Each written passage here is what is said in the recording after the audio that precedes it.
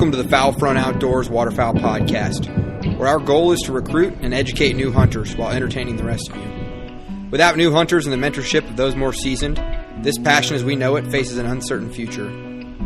So get the word out, turn the volume up, and enjoy the show, because you're on the Fowl Front. All right, today I'm joined by my good friend Matt from over at High Prairie Sportsman. Matt, how you doing today? Oh, not too bad. Can't complain. Yeah. What have you been up to, man? Getting on some ducks. Trying to. I've been seeing that. I don't keep track of the YouTube page, only because you send me the videos beforehand all the time, and so I'll get a notification that you've got a new video out, and I'll be like, oh, I watched this one 2 days ago. So if anybody wants to know the perks of being friends with YouTube duck hunters, it's that you get content a little earlier. But that's it. There's no other benefits. Yeah.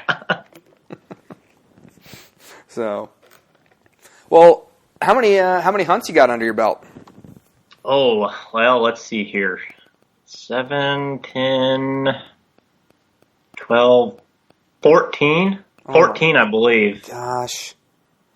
Are you looking at your freelance hunt stats right now? Well, no, I haven't updated it for this year yet. I'm still a year behind on updating that, but I need to. Oh, you're like backfilling it? Yeah. Okay. It's kind of an off-season hobby for me, get ready for duck season by going through it. Yeah.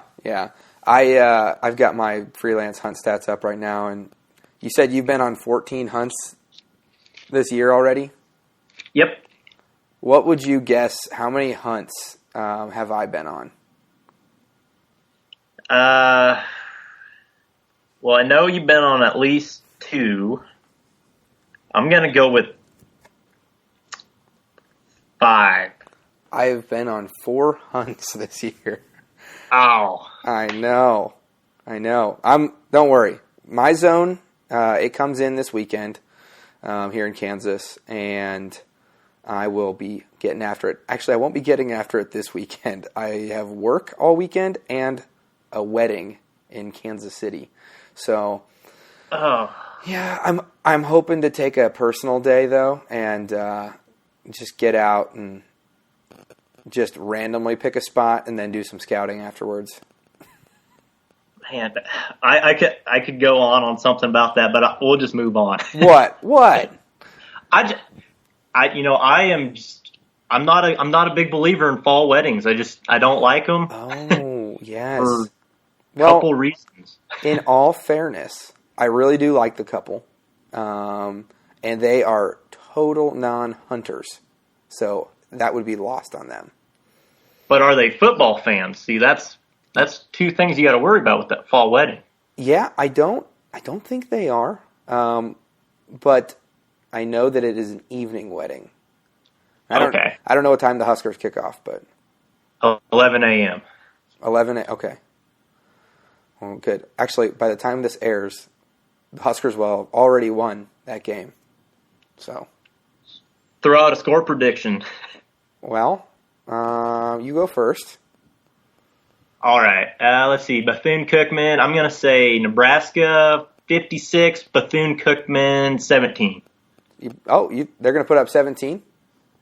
Oh, third string. Oh, okay. I get what you're saying.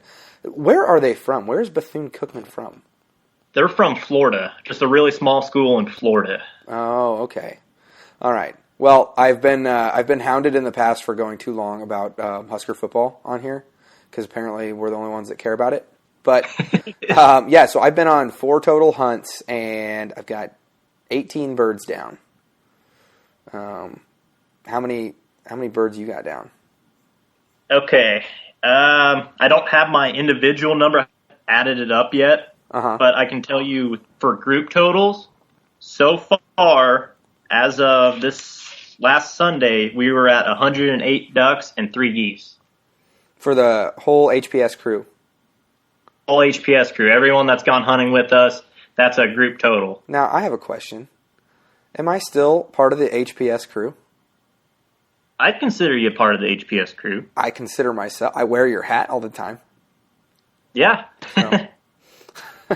Well, you can add. I'll be pumping some video over here to you as well shortly. So. Yeah, guys, if you haven't heard, Ben is doing some videoing his hunts, and I'm going to be editing it, and then we have his own specific playlist. So if you want to see the foul front, kind of practice what they preach, that'll be on our channel. You can check that out on the playlist, and I'll put a link up in the Facebook group later. Yeah. Should be some stunning camera work, I tell you what. iPhone 7 and 2 GoPros. So, but at any rate, I've got 12 blue wing teal down, 4 widgeon, and 2 gadwall over those 4 hunts. Now, you've been adding some people to your crew this year. I'm familiar with Devin. He's always been part of the HPS crew. And is it your future brother-in-law, or what is it? Yeah, he could be. It's my sister's boyfriend, Heath. He's been joining us. Actually, took him on his first duck hunt teal season, and my sister's kind of mad at me because now he doesn't have money to buy her stuff because he bought decoys and all the gear. Oh, yeah. And I was like, well, you just tell her to talk to me. I'll handle her. Yeah, exactly. And that the video that you sent me yesterday, is that up on YouTube? Yep, that's live. Just went live this afternoon. All right, dude. The far away camera, when it's like looking at you guys, you know which one I'm talking about. The furthest camera away from you. Yeah. That footage, that scenery right there, that is gorgeous. Yeah, that's why I love hunting the sandhills. If it wasn't such a drive for us, I'd hunt it almost until it froze up. But it's just so beautiful up there. I can't talk it up enough. Yeah, absolutely. Well, the main gist of today's episode, the other day, Matt and I, excuse me, were talking, and I said, hey, man, we got to do an episode together again. We started throwing around some ideas on what we wanted to do, and the next thing you know, he's like, let's cover the most controversial topics that waterfowlers like to argue about. And I was like, sweet, let's do it. And then he tagged me in this post that he put on Hardcore Waterfowler on the Facebook page, and there was 193 comments now. Yeah, my phone's been going off nonstop. What have you done? I don't know. Another buddy texted me. He's like, "You just want to watch the world burn, don't you?" I'm like, "No, I was just trying to get a good feel." But yeah, absolutely, it's crazy. So we decided that we were going to pick some of our favorite ones, and give our own take on them, and talk about maybe why it's silly that people argue about them, or why they should argue about them, and just kind of go at it. So what do you think? Yeah, you want to start it off? I'm pulling it up right now, Ben. Yeah, absolutely. I think the number one thing, and I don't know if it's the most controversial thing, but I think that it's something to be talked about: sky blasting. Yep. Now, I would agree. The intent for us to be talking about this is not just so that we can air out like a bunch of like dirty laundry or bring negative light to hunting. It's for the new guys out there. Maybe we'll bring to light on stuff that you shouldn't ask on Hardcore Waterfowler if you don't feel like feeling bad about yourself or something. Or just to be like a cognizant and aware of kind of how the community treats some of these topics. And then for the more advanced people that have been around for a little bit, hopefully we entertain you a little bit with some of this. So, but back on to sky blasting. Yeah. So, what? Sorry. Go ahead. Oh no, please. Yeah, I think the main issue with this thing, and I guess the main issue I have with this is, there's two things for a lot of these controversies or or at least some of them, I look at two things for them. Number one, is it legal? Number two, is it ethical? Sky busting is legal. Is it ethical? That is up for debate. But I think the thing that gets really lost in these conversations is there's not a definitive answer for a definition of sky busting or sky blasting. I mean, you ask 10 different people, you're probably going to get 10 different answers. The yardage out, or there's just so many variables that one person might consider sky blasting, the other person might not. Yeah, Would you agree with that? Absolutely, and I think it comes down to, I think one person on there even said, that's not sky blasting if you don't miss. And I guess my own personal definition of sky blasting is taking a low percentage shot. And by that, what I mean is sometimes that is distance. Sometimes it's where the birds are coming in and how fast they're coming in, from which angle and whatnot. Because there's plenty of 40-yard shots that I feel comfortable with in some situations. But then there's also situations where 20 yards is the farthest I feel comfortable shooting. And I think that varies for everybody, kind of that sweet spot. A big thing that I don't like to see is birds not decoying, coming on the pass at 40 yards at the very maximum effective range of your weapon, and you didn't trick them, but they come into your little danger zone and you take a low percentage shot. Yep. I think you hit it right on the head there, Ben. It really is low percentage shot. I think that's the best way to define it, because maybe you're a crack shot and you can hit them at 70. Is that sky busting if you're confident in your ability? Or maybe you don't. Maybe you can't hit the broadside of a barn and you try taking them at 30 and you miss. Is that sky busting? I mean, it's the low percentage shot, and that varies on the individual, at least in my perspective. Yeah, and also, so I think a big play is where you're hunting, public land, right? On public land, I think it's kind of a dichotomy, because I think that if every public land hunter only shot the ducks that were coming into his spread, instead of trying to hit those passers, trying to hit the ones that are pulling out, they're bailing out at 50 yards that somebody else might get a shot at. I think that's what you call sky busting. But this week's episode is brought to you by the following partners. Hunt Hickory Creek. New to Hunt Hickory Creek this year is their Central Kansas Lodge. They're going to be running hunters from the end of October all the way through January, and they're situated right between Quivira and Cheyenne Bottoms, which combined can hold hundreds of thousands of birds at a time. Now these guys are going to work their tails off. You got Chase, you got Cody, you got Scotty, and then you've even got Megan in there taking pictures. Guys, if you're going to be traveling outside of your state and you're going to pay for guide service, don't roll the dice. Come into our Facebook group, pick Chase or Scotty or Cody's brain, figure out who they are, and make sure that you're going to be booking a hunt with them, because they're not just awesome guides, they're great people. They're going to show you a great time. So, if you're going to hunt Kansas, hunt Hickory Creek. We're also brought to you by Dive Bomb Industries, the fastest growing, most affordable decoys on the market with unmatched customer service. And you can find them on Facebook, Instagram, or divebombindustries.com. And you can find Asher in our listeners group and get yourself into a large, effective, affordable, and easy to set up spread. It takes about a minute to set about a dozen, and they take up no space in the garage or truck. They're tough, extremely realistic, and go get yourself twice the decoys, half the price, none of the hassle. Also brought to you by Toe Tags LLC. Now, federal migratory game bird laws apply in all 50 states. That includes yours, which includes gifting and tagging laws. Make sure to keep your birds separated and or tagged when transporting or storing them with other hunters' birds. Now, this includes from the field to home as well. Gifting in the field, though commonly done, never legal.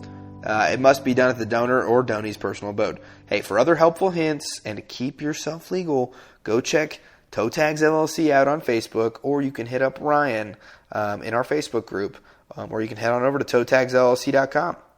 So have fun, be safe, and keep it legal. We're also brought to you by Athlon Optics, which produce some of the finest shooting scopes and binoculars on the market. Their ED glass is top notch and rivals the glass of binos 3 or 4 times their price. You're going to be able to pick a goose out in a depression from half a mile with these things. I'm telling you, they're tough, sturdy, and this is where Athlon Optics goes above and beyond with their lifetime warranty, which is critical for us waterfowl hunters. I sport the Midas 10x42, and I'm extremely pleased with them. So head on over to Athlon Optics and get yourself a top-of-the-line binocular system for this season at a fraction of the price and a no-worries warranty. We're also brought to you by Freelance Hunt Stats, and I got to tell you, I'm really excited to be using Freelance Hunt Stats this year. If you've never logged your hunts in the past, start doing it. Especially with freelancehuntstats.com, because it's not just a journal. This thing can catalog all of your information, and you can go back, you can look at like how you do on sunny days. It's going to be a game changer for you. So head on over to freelancehuntstats.com and start logging your hunts this season. We're also brought to you by Duck Nuts, and now I've been fighting duck decoy rigging systems since I started. Wrapping, coiling, Texas rigs, talk about a pain in the butt. Now, I work hard, don't get me wrong, but at the end of the morning, it's time to go home, and Duck Nuts allows me to do that so that I can rig my decoys that all I got to do is throw them in a bag. And with our friction system, it's too easy to just pull the line and pack it up or just throw them out. It allows you to adjust for depth, and if you're tired of fighting your decoy rigs, head on over to ducknuts.com and use your 10% off code with Foul Front discount code. We're also brought to you by Gypsum Creek. Now, Gypsum Creek is a full-service gun dog training facility in the heart of the Midwest, and they are looking to build eager, confident, and reliable field companions through a unique approach that you don't find at many other places. So come check out Gypsum Creek Retrievers on their Facebook or Instagram, or you can hit up Evan, the owner, in our Facebook group. And I promise you, this guy loves your dog more than you do, and loves teaching him how to retrieve more than you do. I got to spend a weekend out with them, and it was an awesome time, I'm telling you.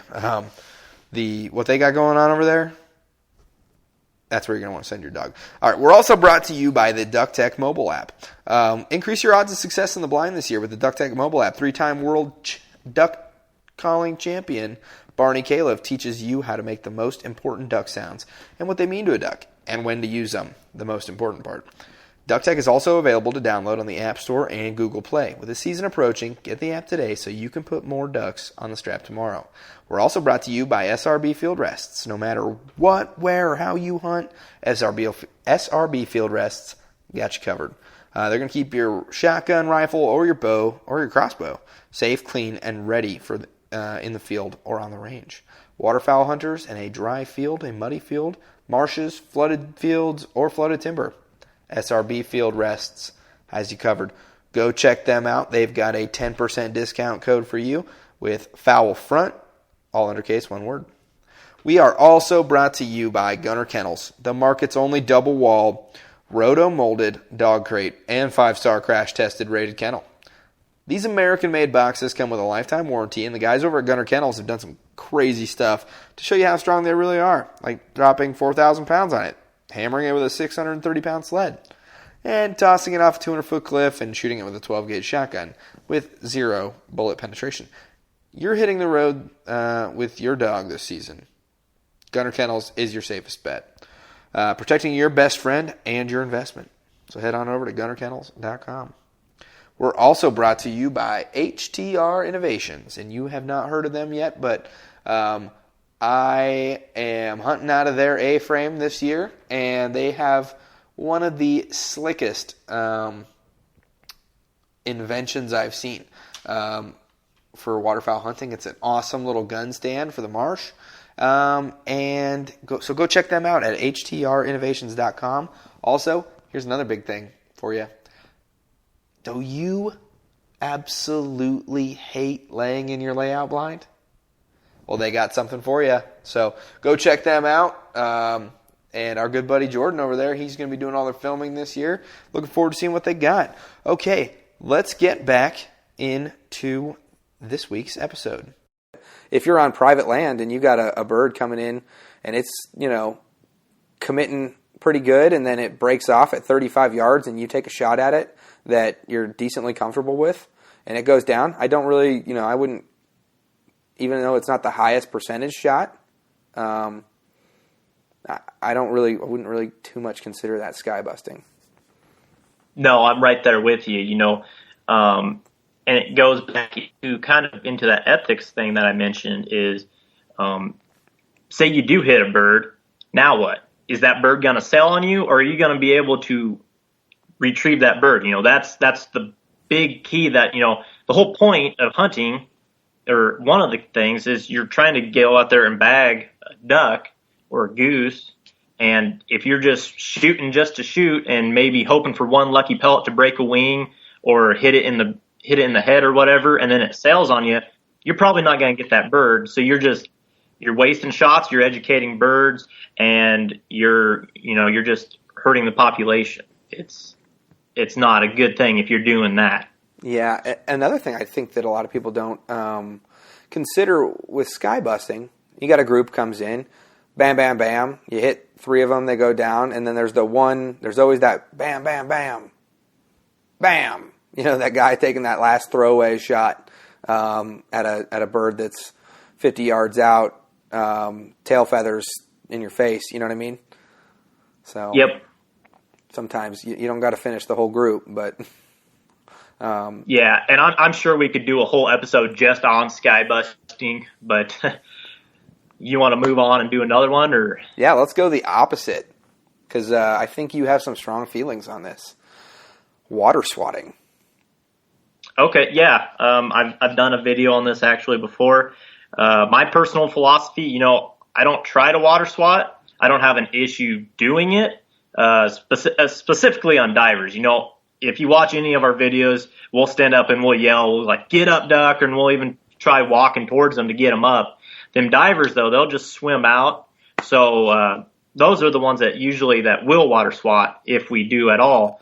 The dabblers, though, you usually just yell at them and they'll jump up and we'll shoot them.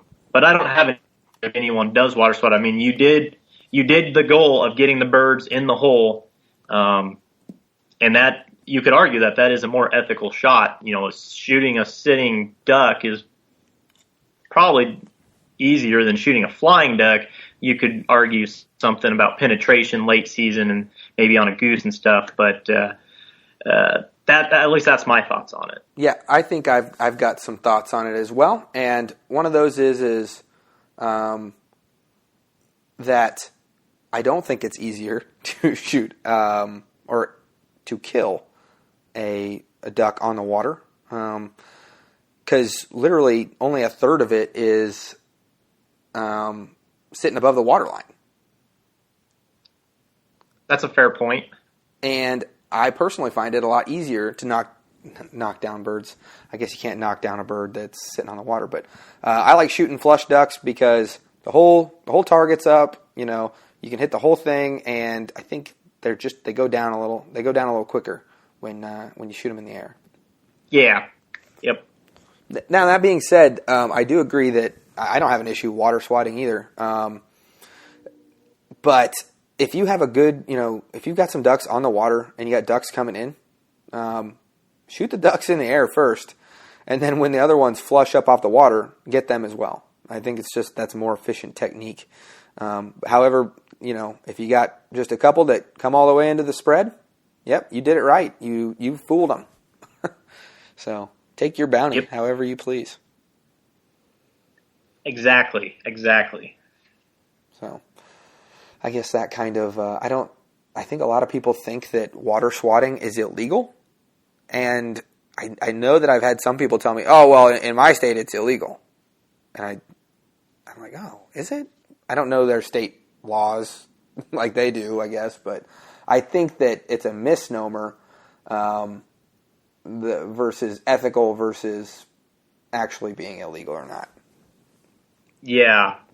And, it could also, I think part of the stigma, the negative stigma associated with water swatting, it goes back to the old duck clubs, back in the 20s, 30s, 40s, whatever, where it was more of a sporting thing. It was a gentleman's shoot. You don't shoot a duck on the water, and that's kind of the mentality of the people that are against water swatting, like hardcore, at least from what I've gathered. Yeah, and perhaps there might have been a law back in the day, way back in the day, because I know that that's how they used to just decimate cans.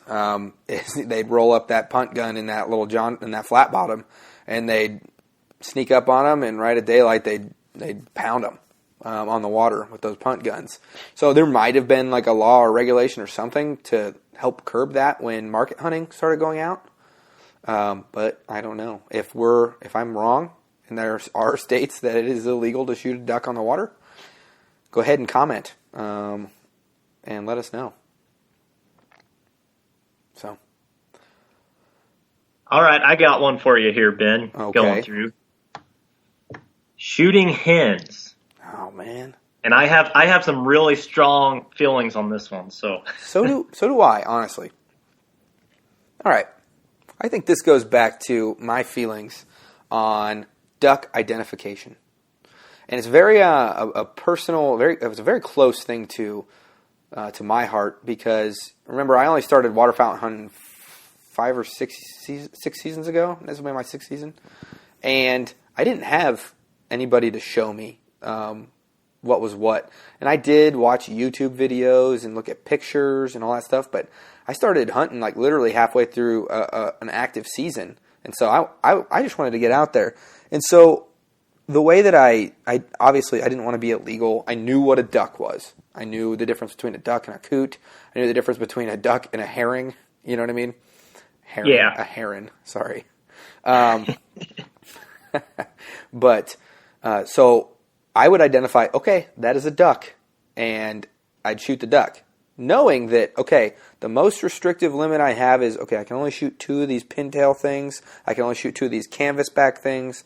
Okay, so I'm never going to take any more than 2 ducks. And once I got it in hand, I'd be like, okay, so this is a blue-winged teal. I know that this is a blue-winged teal. I know that I can shoot 6 of those.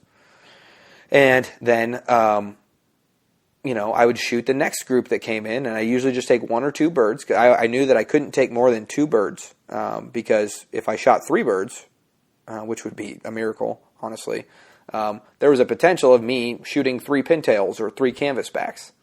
So every time I'd get one in hand, I'd say, okay, so that's what a blue-winged teal looks like in flight. Oh, okay, that's what a mallard looks like in flight.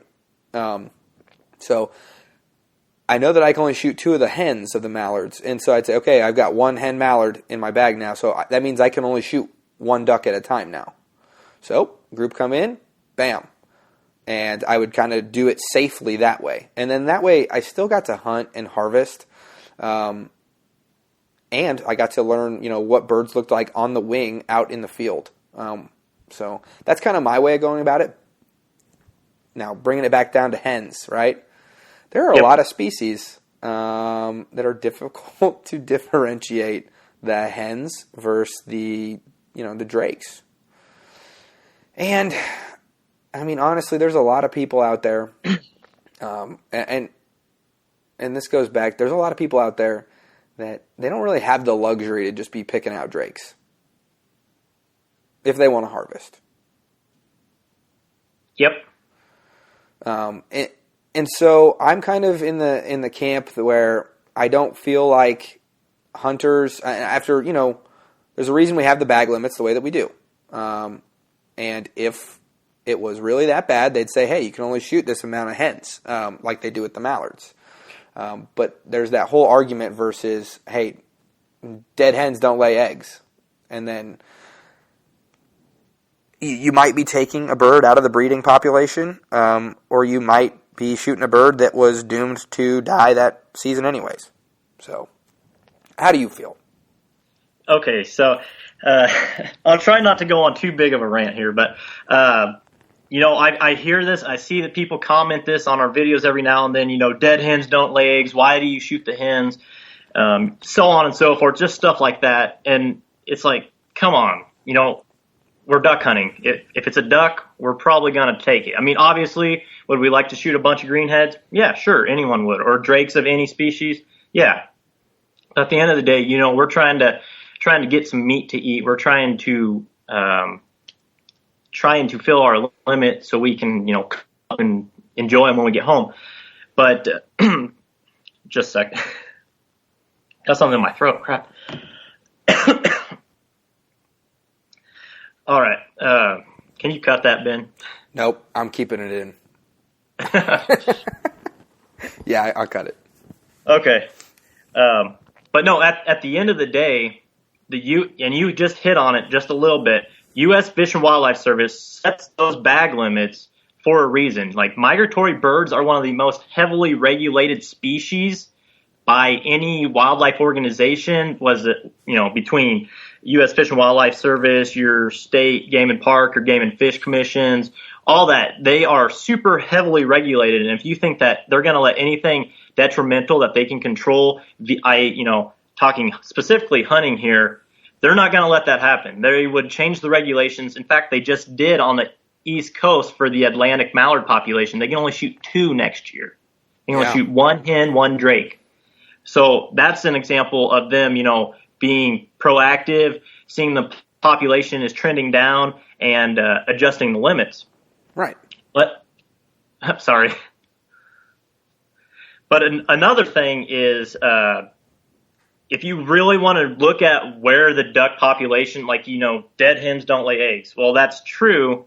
But if you want to actually look at what truly affects the duck populations, like, hunting is a very minuscule, just a drop in the bucket that affects hunting, or it's just a drop in the bucket that affects duck population.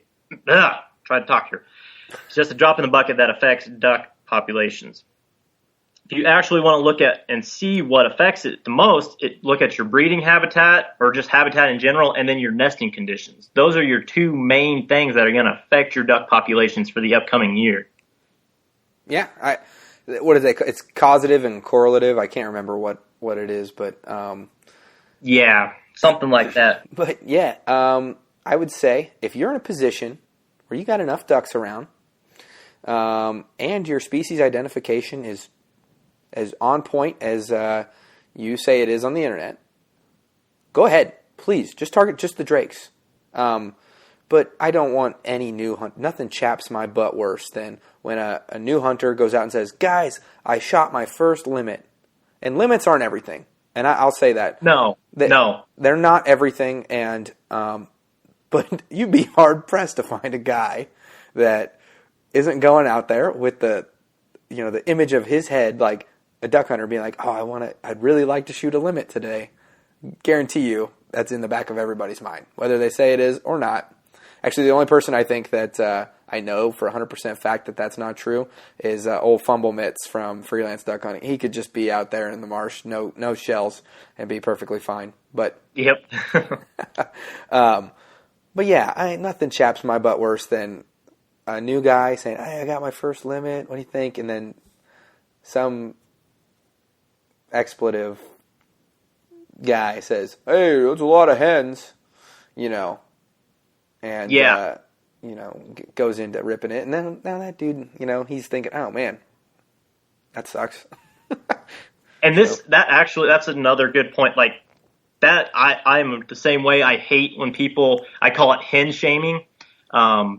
It's not just limited to waterfowl. You see it all the time. Someone shoots a small buck, and you're like, "Oh, well, you couldn't find a bigger one or something?" Like, there was actually a really good article on Facebook today I just saw about that exact scenario. But these people, I don't know why we as a group of hunters feel the need to tear down someone else's. They had a successful hunt. They're proud in their quarry. I don't know why we have to tear them down because, we're getting it at all sides from all different angles, the anti-hunters and everything else. We need to come together and build each other up, not tear each other down. Like, we need to solidify as hunters, as outdoorsmen, as conservationists, and, build each other up. Yeah. I don't like tear each other down like that. And I think that comes from one thing, and then this is the last thing. I think we can probably leave it after this, but I think that comes down to it's people. A lot of people view it as competition, and there's 2 things I think that drive that competition thing. Is we're all kind of shooting at the same resource, and we're all kind of dealing with the same stuff, and so there's a lot of people that do feel that it is competitive and competition, especially on public land. When there's only X amount of public land and Y amount of hunters, you're going to get people that are competitive. And then the other competition thing, I think, comes down to everybody puts in a lot of work. I think a lot of the people that are real serious about hunting, they put in a lot of work and a lot of time, and they never want to seem like they're like, they don't want any of that devaluated. You know what I mean? Yep. Yeah. So I think it's hard for people to, maybe like not compare themselves to others. I just have one final point on this, and then we can move on to another one. But and I always ask these people that ask me, like, why do you shoot hens, or why not just shoot drakes or whatever. I always ask them two questions. I'm like, number one, do you go goose hunting? Number two, do you hunt early teal season? Because if they say yes to either of those, I got them. They just tore apart any standing that they had. Because if you're hunting goose season or teal season, you're shooting females, whether you know it or not. And, I mean, you're pretty much a hypocrite at that point. Yeah, absolutely. Yeah, we're going to get a lot of comments on this one. That's good. I'm sure, yeah. This is going to be a controversial episode. At the end of the day, I mean, I don't really give a crap. You know what I mean? There's so many opinions, and I'm sure we'd all just share a duck blind just as easy. So, yep. All right, I got one for you. All right, let's hear it. 2 3/4, 3 3.5 inch shells. Oh man, yeah. I shoot the 3s at ducks. I shoot the 3.5. I'll throw 3.5s at geese. I don't really do 2 3/4 except for like doves. Yeah, I'll shoot 2 3/4 if that's all that's left. I'm really bad. Every year I say I'm going to buy shells in bulk, but then I never end up doing it for some reason or another. And there's always some situation where it's like I go down to Academy or something real quick, and it's like, oh, well, every other duck hunter has beat me to the shelf. And I can either drive all the way to Walmart or wherever else, but it's like 7 p.m. and I want to go home. Here come the 2 3/4, baby. One thing I will say about the 2 3/4 is you need to really watch your plug length. Because, I mean, you might be able to fit only 3.5s in there, or even 3 inches. But you can sometimes, I mean, depending on how long your plug is, you can get 4 in there, or the game warden can, and he'll get you. I've seen game wardens, I've heard stories, they only carry 2 3/4 so they can, just in case. Interesting. So something to think about. Yeah, that is. I never thought about that. So, and when it comes to, I've never shot a 3.5 inch shell because I have a Browning BPS. And it only can handle 3 inches. And so most of the time I just shoot 3 inches. If you want to shoot 3.5, I think that's on you. And I don't think anybody should be upset about it. Yep. I mean, I don't really get the whole debate. Yeah, just shoot whatever. And as long as you're hitting them, if you're making a good shot, you're making a good shot. I mean, 3.5s might have a little bit more BBs in them, I guess. But yeah, one time I can't remember, it was a joke, but someone's like, why do you shoot 3.5 inch shells? And the guy responded with, because they don't have 4 inch shells. So, all right. You got one up or not? I'm still looking. God, there's so many going through here. Oh, okay, here we go. I haven't heard this. I've only heard this a few times mentioned, but water hunting versus field hunting, which is the only way to do it. Right. And so interesting, I didn't even know people held, there's some people out there that say you do not hunt them on the water. You don't hunt geese on the water. You only hunt them in the field. And I didn't know that until Elliot from Freelance was talking to me about it. And because there's a lot of people that say, hey, leave them on the water. That's where they roost. That's where they hang out. And if everybody's shooting on the water, we're going to drive them all south too quickly. And there's some die-hard field hunters out there. And I did not know that existed. I've never met one, but I feel like if I ever did and they would, talk to me about why I waterfowl hunt or why I hunt water. Well, I mean, just look at the name of the species they're hunting. They're called waterfowl for a reason.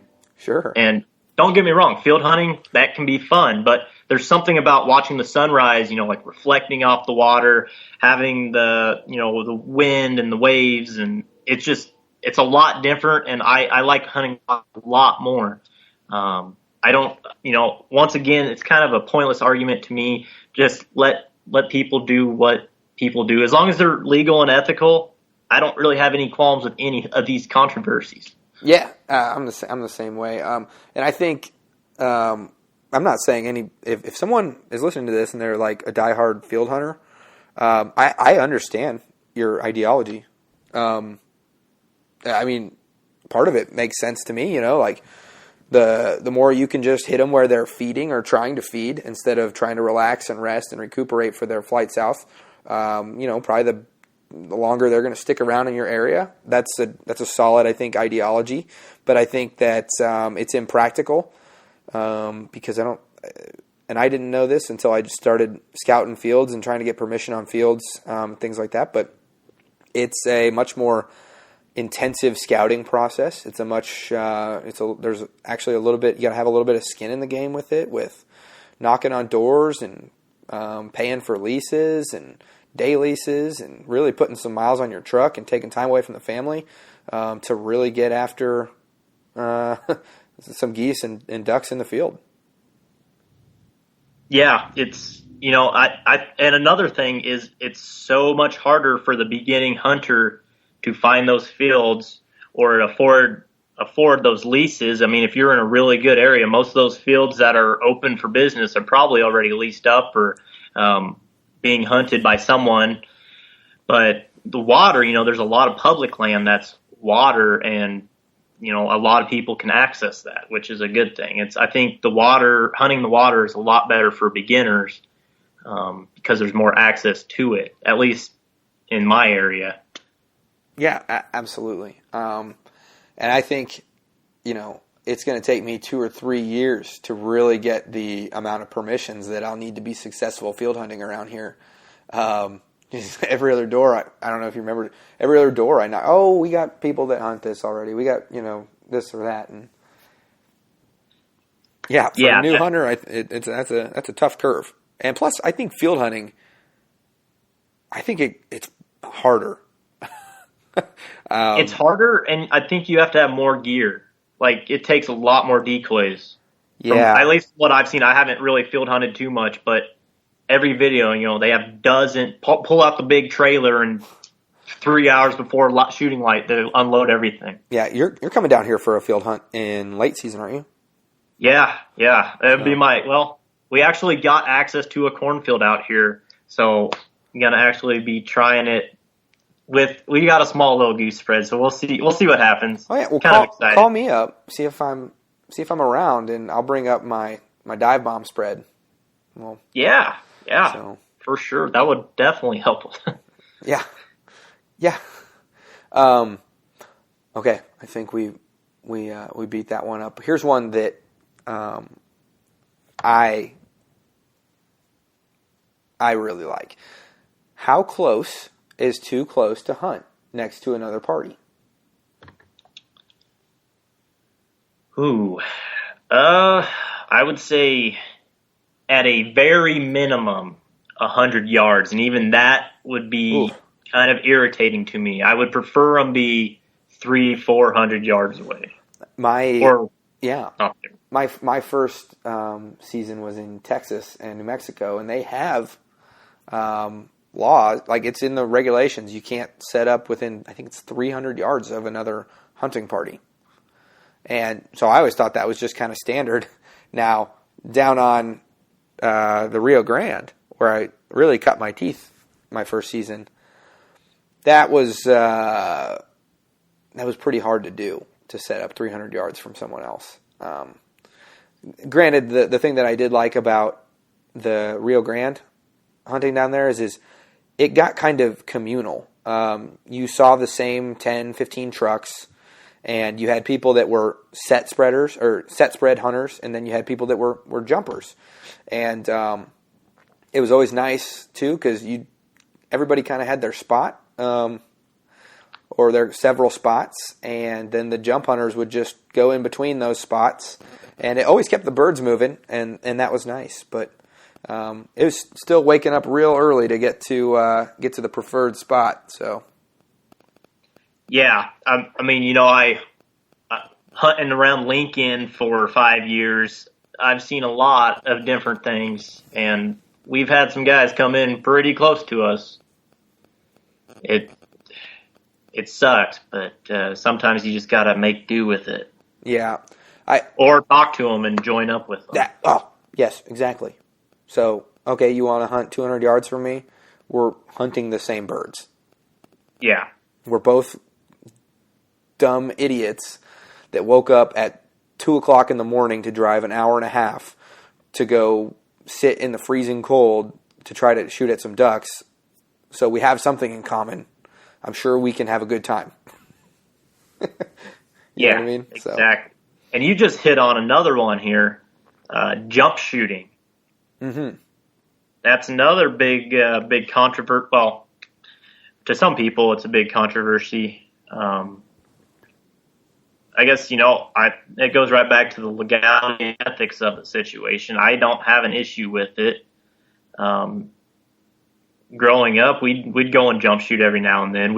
I prefer to have them come over the decoys. It's a lot cooler watching them work, but it can be cool when you get into a big flock of them and jump shoot. Yeah, I don't get any personal satisfaction anymore out of jump shooting. If someone said, "Hey, you want to go jump shoot this pond?" I said, "No, let's go find a pond quarter mile away from it, half mile away from it, and hunt them in the morning." But I'm not dissing on anybody that goes and jump shoots. If they've got a pond that they know they can go jump shoot it, and it's hopefully not a roost, more of a loafing pond, then I think it's okay. I know that on the last day of a season, or last day of a split, if there's not going to be any hunting around for the next week or two, I would have no qualms then about going to jump shoot, just because you're not going to be hunting those birds in a week and a half, 2 weeks. Yeah, see, I can get both sides. I mean, I can see both sides on this, especially if they're jumping the roost, that's one thing compared to a loafing pond or even a field. That's a completely different thing. Yeah. Now, what about on a river or a small stream? That. On a small stream, I don't think that's too big a deal. On a river, at least out here, there's a lot of roosts on the river. So, sure. I could see why some people would, not like that. Yeah. So the way we did it in El Paso is, we'd hunt for the first hour and a half, 2 hours. And then, if there wasn't enough hunters out there to keep the birds moving, we'd pull up our spread, especially if we knew they weren't going to fly anymore that day. And we'd drive down a half a mile, get out of the truck, load our guns back up, and then sneak the 50 yards. Everybody be on line. All 3 or 4 hunters would be on line. And we'd sneak real, right up to the edge of the bank. We'd poke our heads through. And usually what would happen is one guy on either end would he'd basically take a knee and he'd wave at everybody else. And then he would stay where he was. Everybody would pull back to the road. And then he'd go back and say, okay, hey, I'm going to set up right where I saw them. Everybody else fan out 30 or 40 yards on either side of me, and then they'd creep up, and that's how we do it down there. So okay, and so that was kind of fun when you're not really ruining anybody else's hunt, and you're still getting to shoot at birds in the air, and I don't know. So yep, you got another one here, Ben? Do you have one? I'm sure I can find one. Oh. There's a lot of ones that just about brand name stuff. Probably don't want to touch that too much. Yeah, I don't even want to touch this one with a 10-foot pole. But I think that it might be something to, just so that our people are aware of it. There's a very big movement or ideology of a lot of southern hunters, specifically in Louisiana, and kind of the sportsman paradise, or what it used to be, that they're saying that they're not seeing as nearly as many birds as they used to back in the 70s, 80s, early 90s, because dudes are flooding their cornfields up north, and keeping the birds hanging up, saying that the migrators, they basically hang out in the Midwest and then hop on down to Mexico as soon as it gets too cold in the Midwest. But like I said, I think there's a lot of passion behind that one, and that goes into the whole, is growing crops and then not harvesting them, or growing them specifically for ducks and hunting ducks over them, is that baiting? And they, liken it to the fact of, it's just like planting food plots for deer. And I think there's a lot to be said about how it might be helpful for, wintering, habitat for the ducks moving south. And I don't really want to weigh in too much further about it, because I don't want to too upset anybody on either side when I really don't have my feelings or thoughts behind it. I know that I'm in Kansas, and I know that I benefit from there being a lot of agricultural land around. So I'm not going to get too much deeper in it. Yeah, I don't really know too much about it. It's really kind of up to your state game and parks or whatever it is, and it varies from state to state, game and fish organizations, to define that. But I can definitely see how some would consider it baiting, or at least question how it isn't. And I can see both sides of it, just like with every one of these issues so far. Yeah. This is just a really tough one to kind of wrap your head around, though. And maybe we have someone from the Parks Commission or someone or another similar organization, they could weigh in on this and kind of tell us their logic behind it, either one way or the other. Yeah, I think that's about all we should go into with that one. Those Southern boys get fired up, I'll tell you what. Yeah. I have another one if you don't have one on deck yet. Nope, go ahead. Okay, so this one, I've actually personally drawn a little bit of heat from some of the things that I've said on different Facebook groups and whatnot. So this will be also a good little opportunity for me to really express my opinions on it. Sitka. And so a lot of people, if they read my comment history or something, and see what I say about Sitka, they would probably right off the bat tell you that I'm a Sitka hater or something. And that's not true. It's really not. First and foremost, a lot of people don't know this, but Sitka is one of the few organizations and companies out there that's in what they call I can't remember the specific title they call it, but they're in the essentially 2% of their profits goes towards conservation. And if you look at any business model and you look at what 2% of someone's profit, there's people that are fired over 0.5% of lost profit per year, even less than that. And so for a company to be giving up 2% of their income per year, or their profit per year, towards conservation, says a lot about the organization. The other thing, too, is that is some high-quality gear. I've touched it, I've felt it, I've tried some on, and no doubt about it, it is a high-quality product. All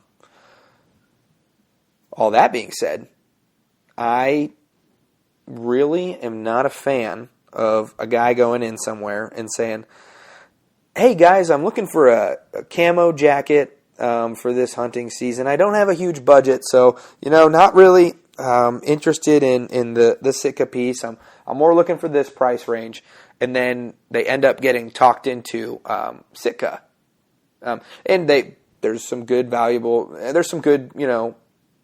economic, I guess, benefits to it, where you say, oh, buy once, cry once, or hey, you're going to spend $400 or $300 on this jacket, but that's a jacket that you're going to have forever, and it's the best of the best, and there's plenty of different programs and people out there that can get you into Sitka for a deal. And like, by no means, if I can get a Sitka jacket for the same price I'd be looking at some other jacket, I'd probably do it.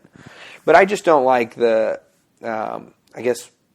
I don't appreciate it when anybody from, pushes one product super, super hard and completely devalues every other product out there. Okay. Yeah, I can see what you're talking about. I personally, I don't own any Sitka gear. I've seen it in stores. It's personal preference for me. I don't like how it looks. I don't like the honeycomb pattern. I'd rather, and I've heard it tricks the birds' eyes or whatever. I don't like how it looks, so I don't ever plan on getting it. That's where I stand on it. Plus, the cost is also a factor for me too. So you just don't like the Optifade? I don't like looking like a beehive out in the marsh. Okay. I'm sure I'll probably get some heat for that. Oh, and it's just one thing too. We're just two dudes in our basements talking about stuff. But I think that brand loyalty is like one thing. That's good. But it's also the same thing as trying to talk a guy into buying a $40,000 truck when he's really got a $10,000 budget.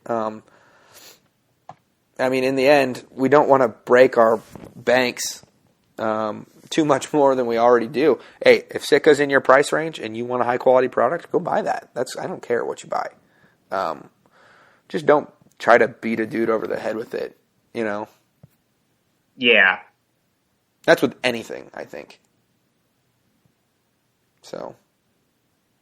Okay, I'm seeing this one pop up, and I don't know much about this. I'm not a dog guy. I like having them. I don't have one myself, but I keep seeing Silver Lab pop up. Do you know anything about that? Yeah, I've heard just a little bit, but it's a big issue on here apparently. I do. I know a little bit about that, and the main premise is that someone's going to blow me up for using the wrong term or whatnot, but the American Kennel Club or whatever the equivalent of it only recognizes, 3 colorations of the labs, and it's, black, chocolate, and golden. Golden or white? Yellow. There we go. See how much I know. But so I guess Silver Labs or whatever Silver Labs. Silver Labs are bred only for their color to try to get them that way. And I don't know if it's like a mix between yellow and chocolate or however you get to that coloration. But I guess when you're breeding only for color, a lot of other things go to the wayside, like, all the other things you're trying to breed for in a good hunting dog. And I guess when it comes to it as well, they're not as healthy, or they're not as, they don't have all the desirable traits. And I guess it really fires some people up. Enough. I think you're right. I've seen it here on like 6 times. One of my cousins has a silver lab, actually. And the only thing I know about that dog is that they lived up in Washington, and it somehow got into the trash or something of like one of the neighbors, and like they had thrown away some brownies that had some special stuff in it, I guess, and it was in the trash, and they had to take it to the vet because it was like, I guess they can't regulate their body temperature if they consume any special brownies. So that's what I know about it. Yeah, other than it's a color lab, I don't really know much about them. So I have, I guess I don't know what's. I don't know. I just seen his post. Like, there's probably 20 comments going through this whole thing all about Silver Labs. And I don't think I've seen anybody saying like, I don't think I've seen a single comment on here that was like, oh, I have a silver lab and it's awesome. So there's not any like, I don't think there's anybody on here that's like pro silver lab. So must mean something. Here's another one that's popping up quite a bit. I'm noticing is who gets the band. Yeah. So that kind of feeds into another thing, right? A whole mess of birds comes in, 4 people are shooting, and everybody's got their lanes, but they're shooting lanes, but how often do you just stick to just your shooting lane, Matt? Well, see, that's why I like always being on the outside, so I have a lot bigger berth than everyone else. Okay. See, I like being on the inside so that I can shoot everybody else's ducks, and no one would know. No, I'm just kidding. But you just don't want to retrieve them. There's a little bit of truth to that, Matt. But I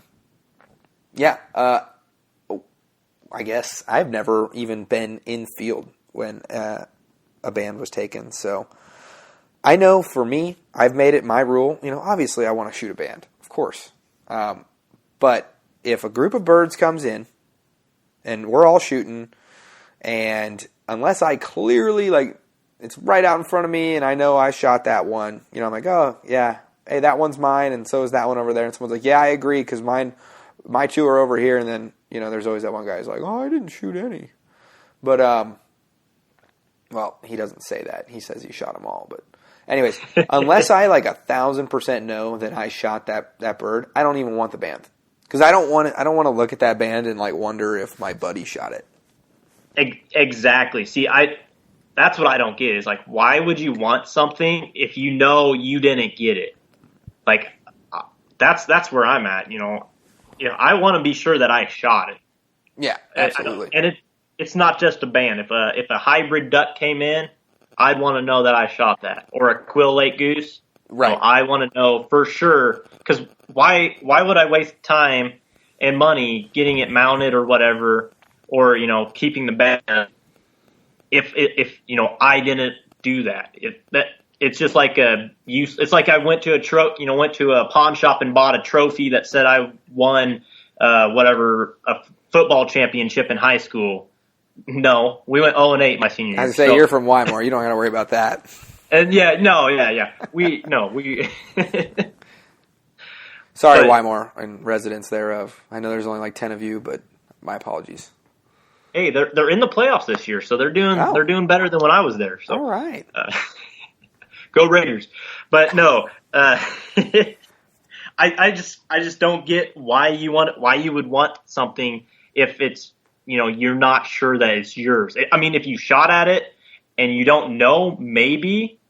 I don't foresee that happening with me too often because I can literally go back and have a replay of it, which is a kind of a perk.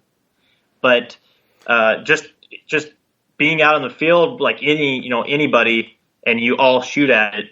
I don't know if for a fact you didn't claim it. I wouldn't claim that band. Now I'll say this: talking to Tony White, who he's hunted with you quite a bit, he says you're pretty on the spot with calling who shot what ducks out there. Oh, that's just an ongoing joke. They were mad I shot a widgeon. Oh, sounds pretty serious. All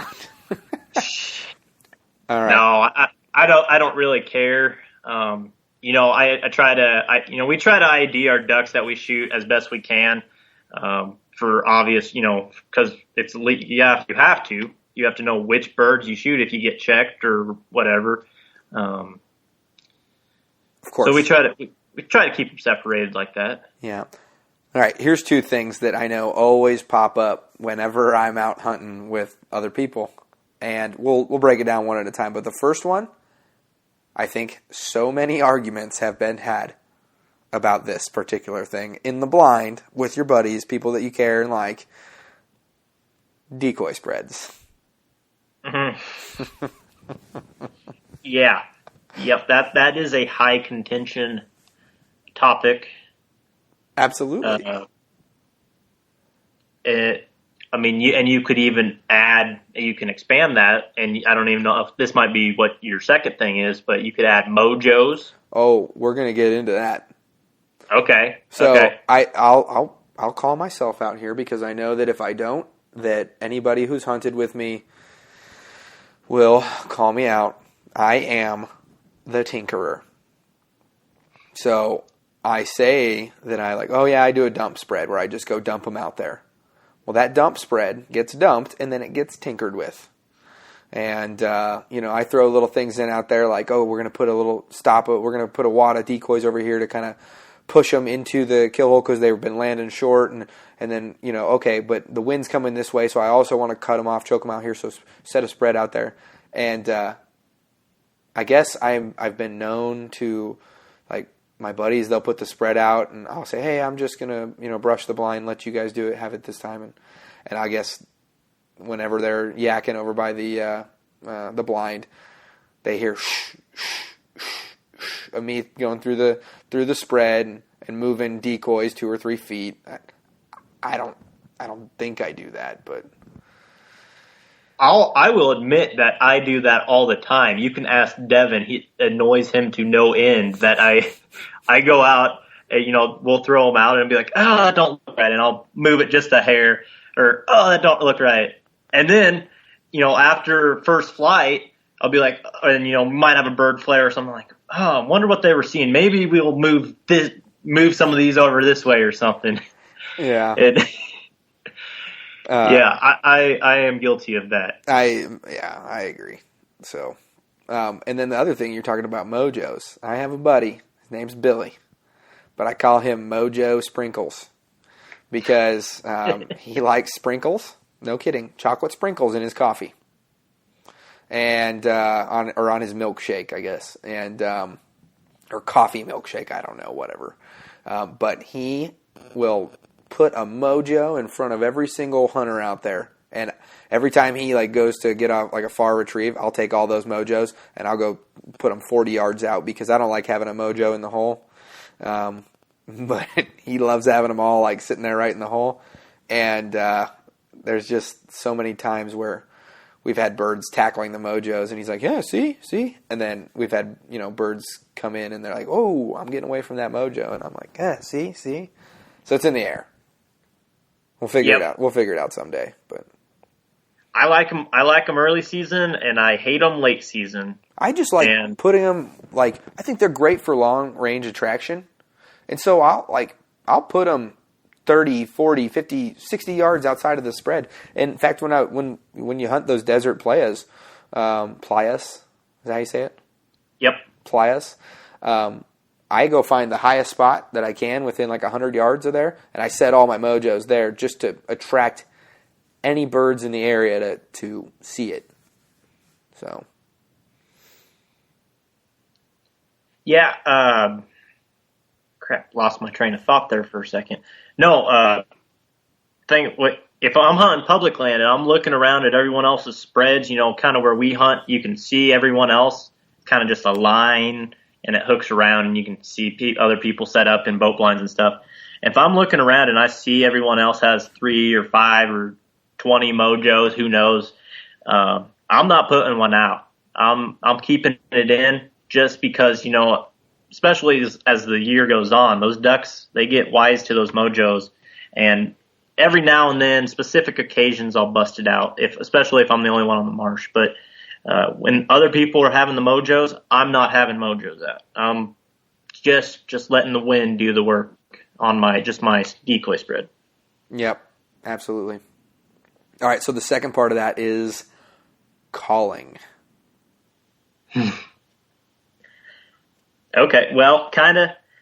I guess I like to shut up. I think it was Fred Zink. He has a quote about the best decoy call is the decoys themselves, kind of the location and the decoys. He said, let the decoys do the work. And I'm paraphrasing here. You can look up the actual quote, but that's where I'm at. And I'll admit I'm not the best caller in the world anyways, but I like to just shut up, maybe do a couple little confidence quacks, maybe a little chuckle here and there, and get them in there. I don't like really hammering on a high ball to pull them in. I know some people do, and as soon as, it'll be shooting hours, they're hammering on that high ball all until they leave. Yeah. And I kind of adopt the tails and tips method. I don't like calling at ducks that are coming right toward me, but as soon as they, bank off, I'll hit them with something. And when it comes to like highballing calls, if it's super windy and they're not, they're quarter mile away or whatever, and I know it's probably in vain, but I'll throw a couple high balls in there and just to maybe try to get them to look and see what's going on. And sometimes it works, sometimes it doesn't. I think that you can't say, for certain this calling technique is, this type of call brings them in. I think you have to just be adaptive. So yeah, it's so, like a lot of things with hunting, it's just so variable on the weather, on the time of year, what birds are around, how much pressure they've seen. All that will affect, not just calling, but decoy strategy and everything else. Yeah, going back to last year in Oklahoma, I just put the calls down for like a good week and a half because it didn't feel like my calling was working at all, and we were shooting I'm pretty sure it was a group of local ringnecks and like local widgeon, anyways, but we kept hearing the widgeon whistle, that kind of thing, all the time. But there was always something that was always going quack quack quack quack quack quack like that, and I was like, what the heck is that? And so I started emulating that, and sure enough, it was just big little half, big little half is kind of what I did, and they were responding really well to it. And so that was just from me listening. And that was kind of like our go-to call for, a good 3 weeks there while we were shooting those residents.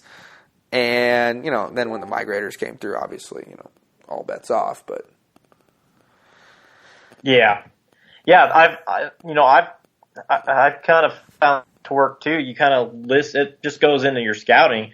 Listen to what the birds, listen to how they're talking, how they're set up, and then try to imitate that as close as you can, and usually you'll have pretty good results. Yeah, I agree. So here's another one that I like asking people. Spoonies. Love them. Do ya? Love them. I have no issue shooting spoonies. Devin hates them. I love them. I don't really notice, some people say they taste like crap. I don't really notice it. Yeah. I don't got a problem shooting them. Some of my friends might tell you that I do, just because if I see a group of spoonies come in, I lay off and I don't really go after them, just because I think one of the third or fourth birds I ever cooked up and tried to eat was a spoonie, and I don't think I did it any favors, and I've come a long way in how I cook waterfowl, but they usually end up in my famous surf and turf chili that I make. So the surf being diver ducks and the turf being venison. So, ooh, I swear I've talked about this probably 10 times on the podcast, maybe, but I can't remember if I've specifically. I'll save it for the Thanksgiving episode, perhaps. So you're in the spoonie shooting camp. Okay, I don't think that I am. So I'll shoot spoonies. I don't like to shoot coots. I know that's another one I've seen on here. Yeah. A lot of people are shooting coots, especially after that video went viral of them eating redhead eggs or something, or just breaking them. Oh yeah. I can get that. I get why people do.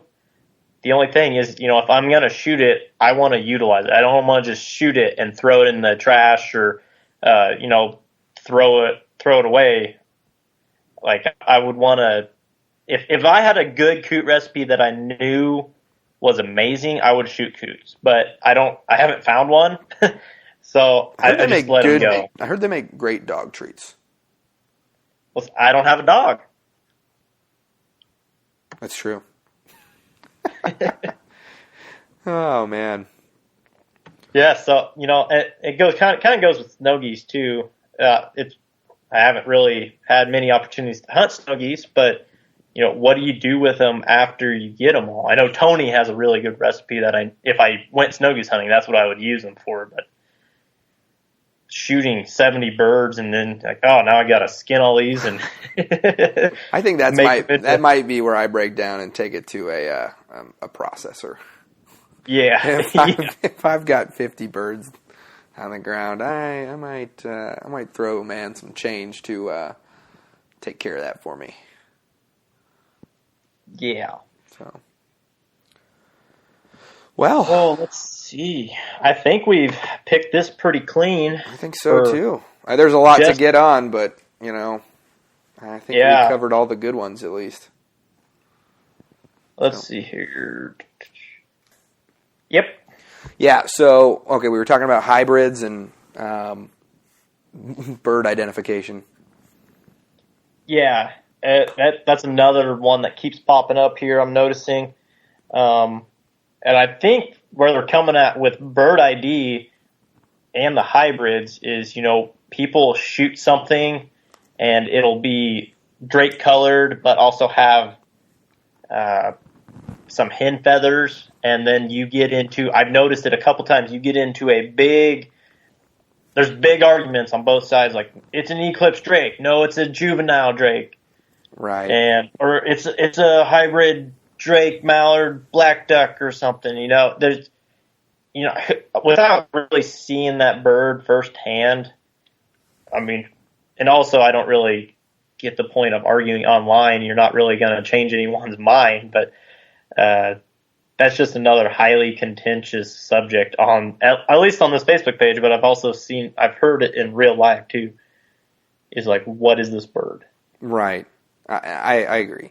I don't think I've ever shot a hybrid, but I love seeing some of the birds Tony shoots. How does he trophy hunt these birds? He just has good connections, I guess. No, I mean he'd go sit out in a swamp north of Lincoln, and isn't that where he shot that pintail? Was it pintail? Oh, the redhead mallard. Oh yeah, that's what it was. Yeah, he got that, and actually, he got that not too far away from me. Okay, that's probably. It was in western Nebraska somewhere. He got it. Yeah. But hearing him tell that story, he's like, I just sat down and 5 mallard drakes came in, and I noticed the blue bill on this one, and I was like, yeah, what a jerk. Yeah.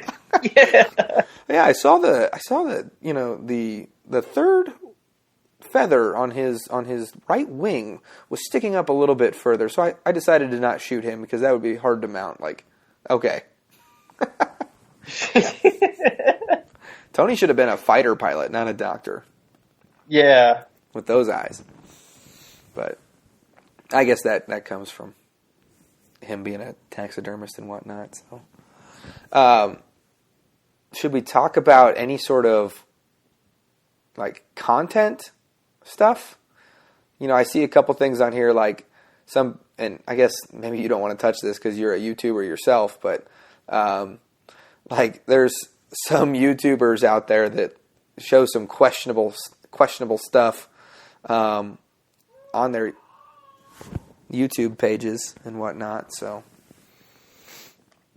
I'm not gonna touch. I'm not gonna touch this. I'll briefly hit on it, but I think everyone that's on YouTube duck hunting, I think they're doing us a pretty good service. Because YouTube, it's like what all the younger kids are watching. The younger audience, they're watching that. Yeah. So as long as they're getting kids into duck hunting, or at least get an interest into waterfowling, or even just outdoors in general, I don't care. Get kids outside. Keep our traditions of outdoorsmen and conservationists alive. Then I really don't have too many issues with them. I mean, Yeah, we all screw up sometimes. So, I don't. It's kind of one of those cast no stones kind of deals. And I think another thing too that I think a lot of people, and I kind of hate it when people say this, just being on the near side of this happening. People are like, oh, a bunch of Duck Commander guys out there, like basically, kind of, or Duck Dynasty dudes, doing. Yeah. The Robertsons brought a lot of people into hunting. And yeah. I think anybody that goes out and talks about and I get it, because a lot of people have had bad experiences with newer, younger hunters going out onto these places that, their grandfathers that were taking them out and taught them, the ways that they should be hunting. And these guys come out here and they don't really have a clue. And honestly, it's kind of I think it's on us to police ourselves up in a responsible manner. So you see somebody doing something that's dumb or questionable, and maybe instead of just pulling up your spread and going back to talk crap about it at the boat ramp, maybe when you run into them, say, hey guys, just, in a completely non-combative way, even though it might have completely fired you up.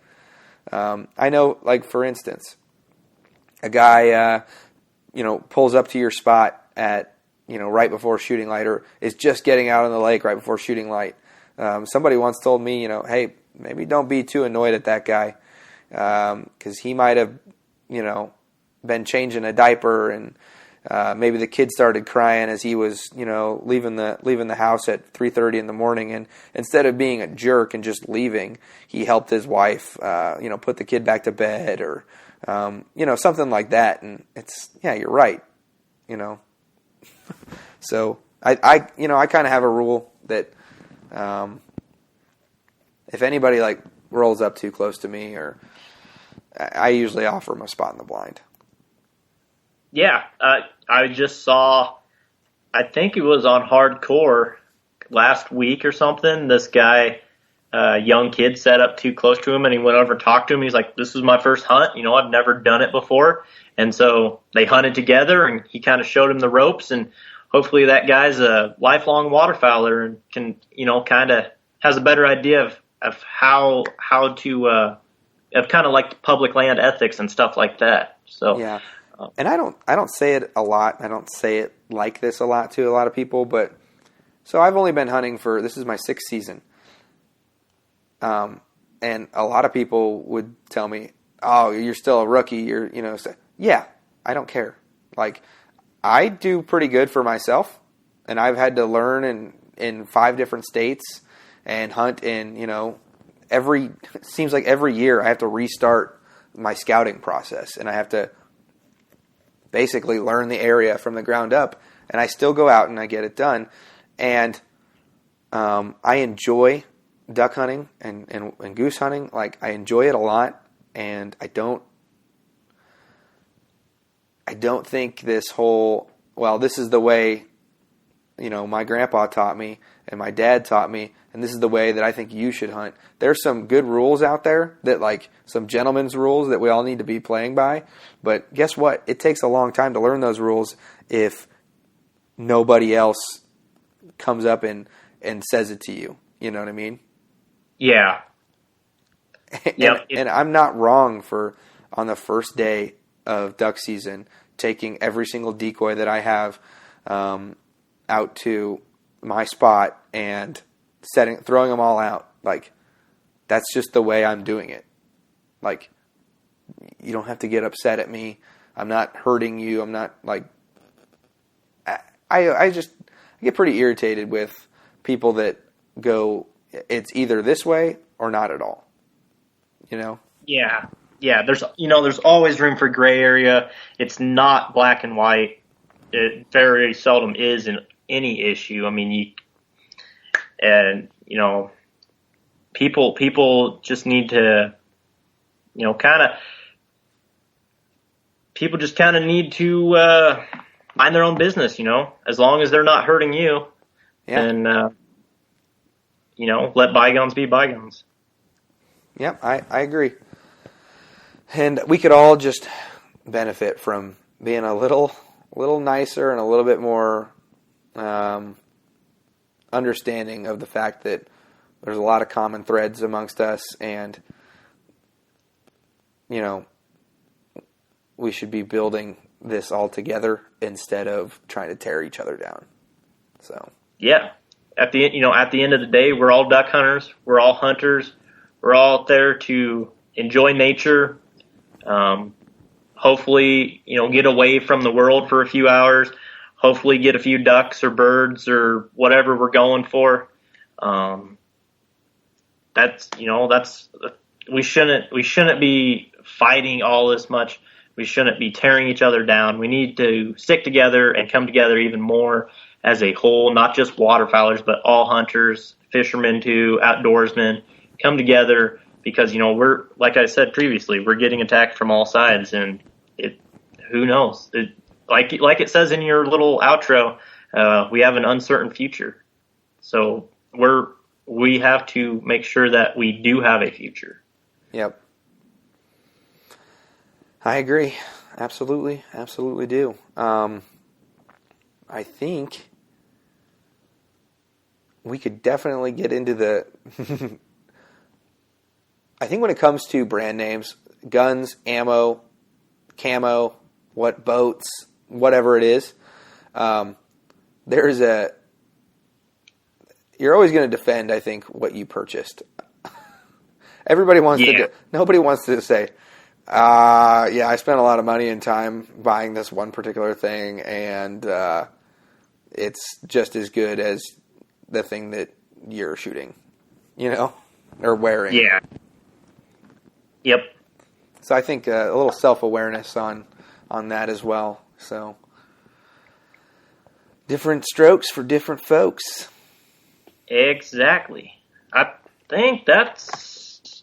I'm searching through, and I don't really find anything else other than perhaps face paint.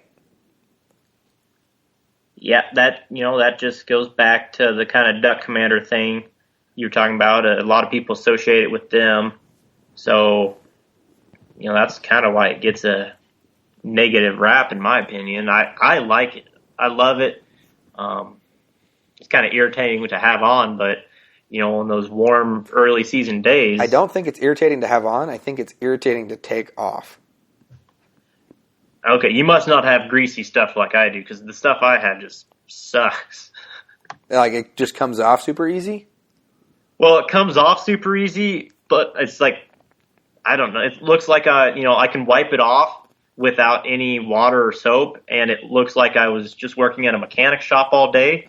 Yeah. But just, so you like put sunglasses on and you nudge it, and now you got it all over your hand or something.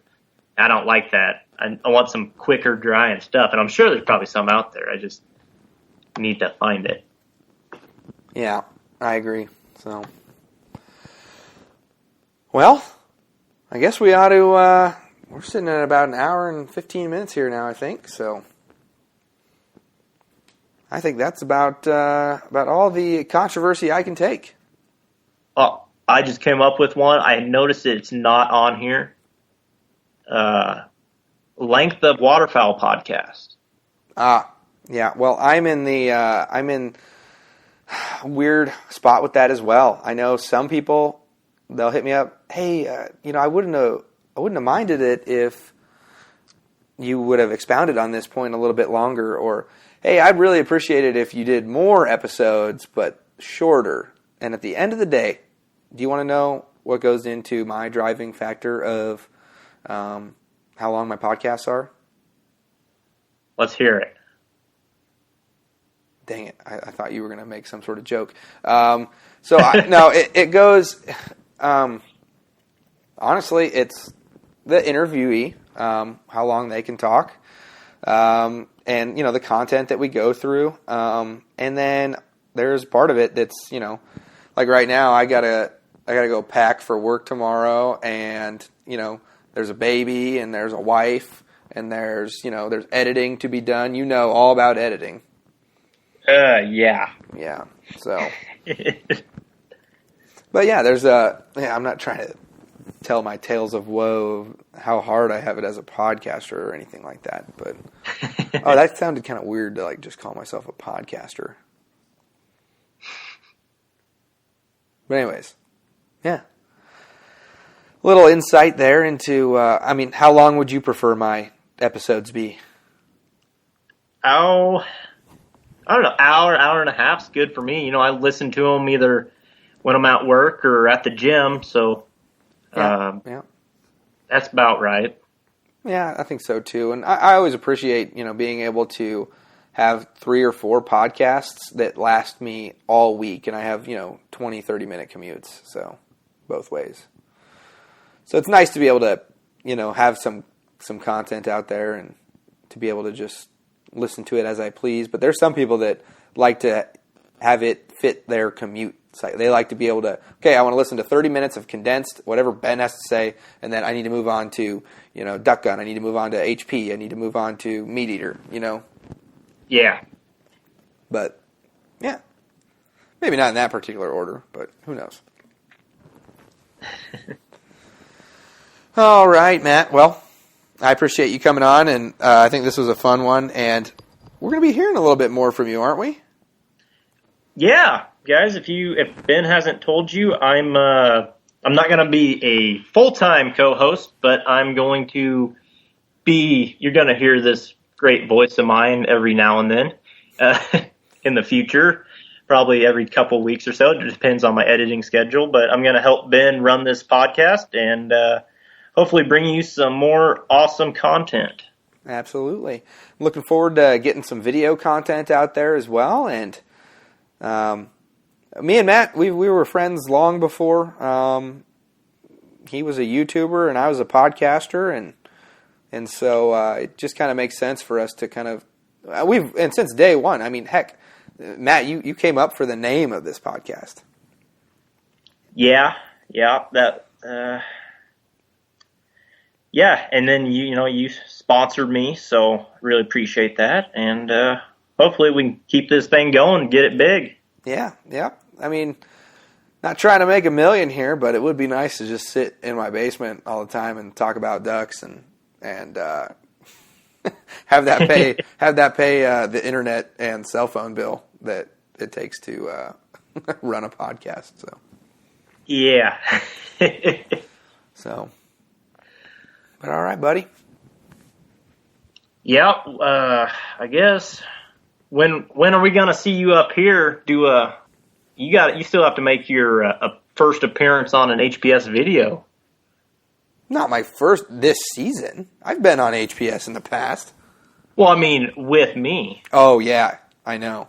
Yeah, we got to break out the calendar because I am dying to get up back to Nebraska. Dude, I'm not gonna lie, I really want to hunt the Platte this year. We can do that. I mean, no, we can't, guys. That's not where I'm hunting. No, I've got a lead on my buddies. He's got a deer hunting property that they hunt the islands on the Platte River. Okay, and they just slay deer there. And I said, "Well, do you guys?" He's, "Oh, we get plenty of geese, plenty of ducks." And I said, "Oh, do you hunt them?" He's like, "Oh, we go out and shoot them every now and then, but not during deer season." I said, "Well, that'll be all right. We can figure something out." And he said, "All right." So we have to get on that. Yeah. So,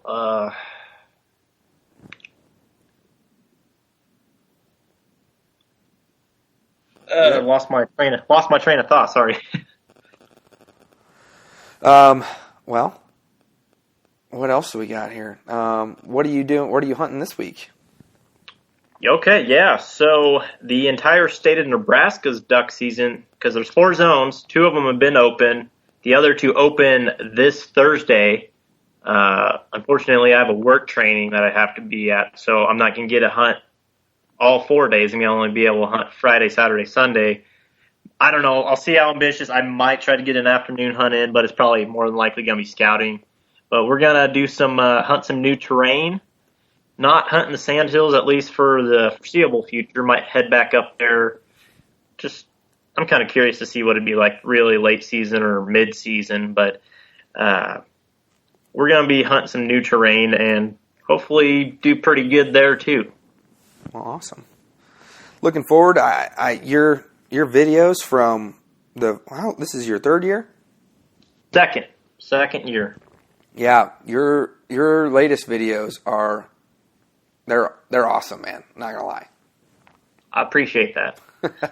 And I can tell that you're getting a lot, you're much better at editing and all that, and really getting a creative. You've always had a creative eye, but you're getting a creative pulse on.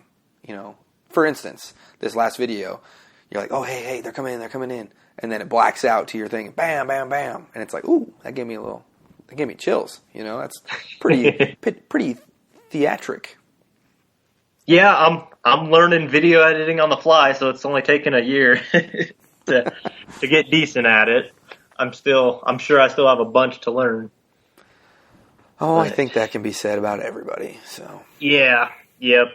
We're still the next one coming out is the one that we hunted Sunday.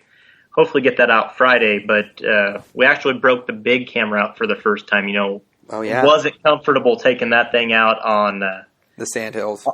Yeah, on a kayak. Yeah, but we got a few shots with it. Not the most. The birds didn't work the greatest, but got some good footage I think on it. We'll see how it turns out. Well, awesome. I'm really starting to appreciate all you YouTubers because, there's you, and then there's Elliot and Jordan. You got you with High Prairie Sportsman. You've got Elliot with Freelance Duck Hunting. You got Jordan with Duck Gun Chronicles, and then there's another guy. His name's Clayton Unruh, and I can't remember what, but you're all just really good dudes, and it's good to know. So you're good people to know, I should say. Yeah, this whole waterfowling community, since I've started, these guys are just so awesome. In addition to the ones you just listed, there's somewhere in Wisconsin. He's a great dude. Iowa Plainsman, Virginia Outdoors. Those are the ones I've talked to at least. I can't attest to anyone else, but I'm sure everyone else is a great dude as well. But it's just so cool how close knit the community is. Not just YouTubers. I mean, podcasters too, and it's just really cool what we're building here. Excited to see where it goes for the future. Yeah, absolutely. It's I think it's an exciting time, and I think we can all, hopefully in 10 years we're all still around and we're actually doing some stuff and helping the waterfowl community, and we've created some new hunters and added to the positive culture and I think the end state for me is to try to help be an influencer, at least regionally, for conservation and new hunters and all that. So yeah, I mean that's one of the big reasons I created this channel. At the end of the day, if all I accomplish is getting one more guy into waterfowling, or just one more person, I guess I should say, just getting one more person into waterfowling that probably wanted to try it or thought about it but didn't think it was for them, then I consider this channel a success. So hopefully we can get more than one interested in it. But yeah. That's the goal. So. Yep. But I think people, maybe they're getting tired of hearing us talk. What do you think, Ben? I know for a fact they're getting tired of hearing you talk. No, I'm just kidding. I'm known for being pretty talkative, so yeah. Okay. No, I'm still amazed that people still tolerate my page or my podcast to be around. So, but yeah. Oh, another thing too. HTR Innovations. I better mention this before we get off here. Go like last week's episode and share it so that you can try to get yourself into an A-frame blind. We're doing a little drawing on Halloween for an A-frame. So I've seen that thing. It looks awesome. Pretty I sick. I have their marsh stand, and I love it. I'm going to be doing a review video on that, but so far I have no complaints. The thing is awesome. Yeah. And that A-frame is awesome, too. Yep, I'm excited to actually hunt out of a real A-frame instead of just my homemade ones. So maybe keep the heat in a little better. Yeah. So Hey, you have something else coming up here, too, don't you, Ben? what are you talking about? Aren't you doing a migration report? Oh yeah, yep. As soon as not this week, but next week, and then I'm also we're going to be doing a migration report. I got my buddy Bill who is going to be giving us a weather report, like a legit. He's a weatherman, a legit weatherman. So he's going to be giving us a weather report, and then we're going to be getting scouting reports from all the usual suspects and anybody in the group. So if you're listening, go ahead and you can send us your. We'll post it in the group, and we'll get you on there.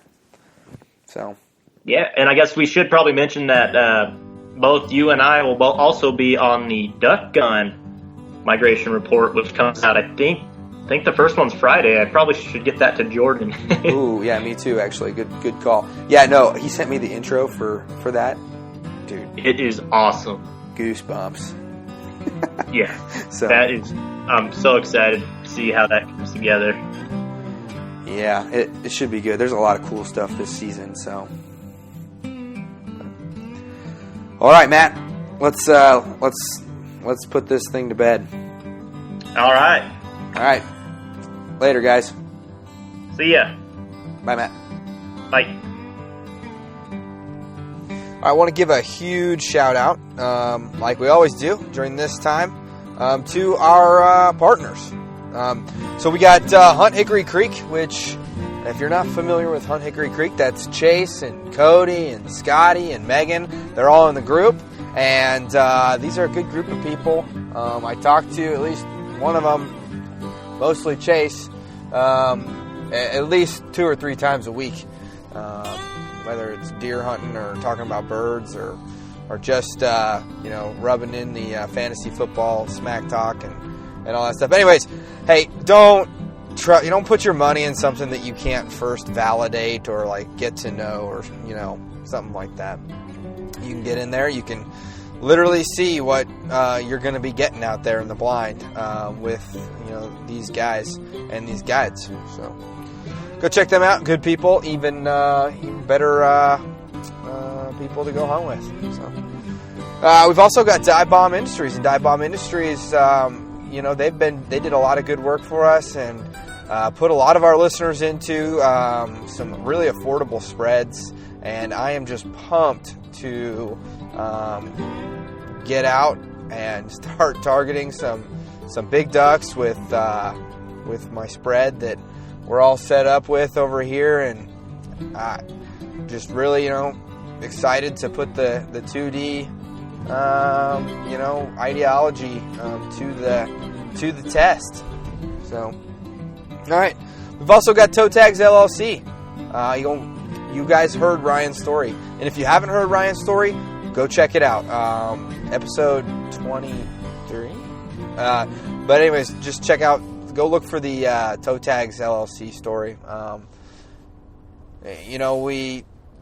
Whether or not you want to argue that it is actually a regulation or an enforceable law or anything, I mean, the law is the law, and I'm not going to put myself in a position, at least anymore, to where I can be, whether or not I get a ticket is at the discretion of the, investigating officer or however things are going that day. So, just for a couple cents a day, or hunt, I should say, you can be fully taken care of. You already spent all the money on the gas and stuff, so go tag your birds and make sure you're not throwing them in a big old pile, and, go ahead and stay legal with Toe Tags LLC. We've also got Gypsum Creek Retrievers. Evan over there in Gypsum with a creek running, through the back of his yard, is running a awesome little kennel. And I got to go out and I got to go hunt with his flagship dog and Got to see the way that he interacts with that dog, and just the way he talks about his business and his dogs and the dog he's training. Like it's really humbling to see a guy who's like so ate up with it and is just in it, and he's just doing it out of passion and decided to make his passion something that can put dinner on the table. It's a heck of a deal. We've also got Athlon Optics. Athlon Optics, go check these guys out. They have some of the finest shooting scopes on the market, and their binoculars are bang up. Literally, they are the same quality as something that you'd pay 2 or 3 times the price of, and they're just a solid feeling binocular, and it's nice. I'm not going to do any direct comparisons out there, but I've held a lot of binoculars in my time, and I'm very satisfied with these ones. So go check them out at Athlon Optics. I've got the Midas 10x42, and it is suiting my needs perfectly out here in Kansas. All right. Next, we've got Freelance Hunt Stats. I've always logged and tracked all the birds that we've harvested and whatnot, but it wasn't until Elliot showed me his Freelance Hunt Stats at freelancehuntstats.com that it's not just a journal anymore. Now it's a database. Now I can go through and I can filter all the stuff that I want to know. Windy days, cloudy days, days I shot all blue-winged teal, like things of that nature, and even by location. And it's super affordable. Just don't buy one Monster this month or one Starbucks coffee, and you've got yourself what you need to keep track. Plus, be super helpful when you go to fill out those HIP permits. So, all right. We've also got duck nuts. That's DUKNUTZ. And if you haven't seen the videos or pictures of me utilizing these things yet, I freaking hate dealing with Texas rigs, and I take out a lot of new hunters, and I'm always sitting there untangling stuff or unwrapping keels, and instead with these duck nuts, you just throw them on there, and all you gotta do is literally you just stretch out the line, or you can slide the weight all the way towards the decoy or down, and you just throw these things in a bag. It's awesome. Hey, they even came out with a carrying. It always seems that my wife is always walking in whenever I'm doing the duck nuts commercial, because she's just looking at me because she thinks it's hilarious. But they just came out with a bag, and it's called the Nut Sack, and it's pretty cool. You can strap your shotgun to it. They've also got hats too, and for my boy Wilson listening out there, Hunter over at Duck Nuts, he made a hat just for you, buddy, and all you other coot shooters out there. So, but yeah, so good stuff. Go check them out. Just a really great product. We've also got the DuckTech mobile app, and the DuckTech mobile app is an app that's designed to help you get better at calling ducks. It's got Barney Califf on there, a 2 or 3 time world duck calling champion, and he does the call, tells you what it's for, why to do it, when to do it, and then you can actually go in and press record yourself, and then you can hear it side by side, so you can see how you want to tweak it up. Pretty cool concept. A lot of times, you're just dealing with like a DVD or some other, like, here's the sounds, now make this sound. And that's not this right here. This is something that you can do on your commute. So, pretty sweet. All right, next we've got Gunner Kennels. And Gunner Kennels, if you have never laid your hands on a Gunner Kennel, probably some of the finest craftsmanship or example of overbuilding something. And that's perfect. That's fine with me. You know, my wife, she loves those things because it keeps the babies safe, the fur babies. And at the end of the day, you're kind of charged with the responsibility of that animal's life. And, you know, I wear my seatbelt. I don't text and drive. Why am I going to, like, just throw my dog in the back of the truck to, you know, be in jeopardy if something were to happen? And then newest partner that I'm super excited to get you guys into is HTR Innovations. That's HTR, like Hunter, Innovations. And they've got the coolest little thing. It's a stand that you can put out in the marsh that holds your gun, holds my recording equipment, box of shells, all this other stuff. Check it out on the Instagram page. They've also got an A-frame blind that they come out with that is super simple to set up. Just like stupid simple. And then they've got, for you guys that absolutely hate layout blinds, they've got a layout blind insert. And makes that thing just about as comfy as the living room couch. So go check them out. And then last but not least, we've got SRB field rests. So you hiked into this muddy field, set out all your decoys, had your bag ready to go with your gun in it, and then you take your gun out and you just set it in the mud, or you're constantly making sure that you don't fumble this thing around. These two little stakes from SRB Field Rests, stick them there, lay your gun down on them. You didn't come this far to like jam your gun up with a little bit of mud because you got excited about some geese in your face. So that was really dramatic. I have a little bit of a stuffy nose, it sounds like, but all right. We just want to let you guys know these companies are the bee's knees. These are cool people, great people. I'm not just throwing them on here so that I can take up your time and make money or whatever it is. I believe in these products. I believe in these people, and I'm a huge fan of somebody turning their passion into their everyday job so that they can try to escape some sort of 9-to-5 where somebody else is their boss.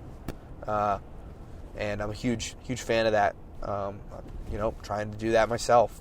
So, yep. Before, think twice before you buy something similar to these. And they help bring you this show. And so if you like this show, you like it to be around, check these people out. So, all right, everybody, safe hunting. Thanks for listening to this week's episode of the Fowl Front Waterfowl Podcast.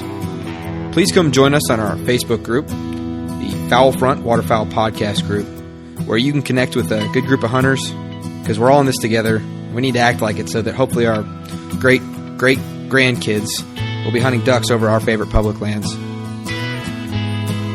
We also ask that you go ahead and give us a written review on iTunes and give us 5 stars if you think we deserve it.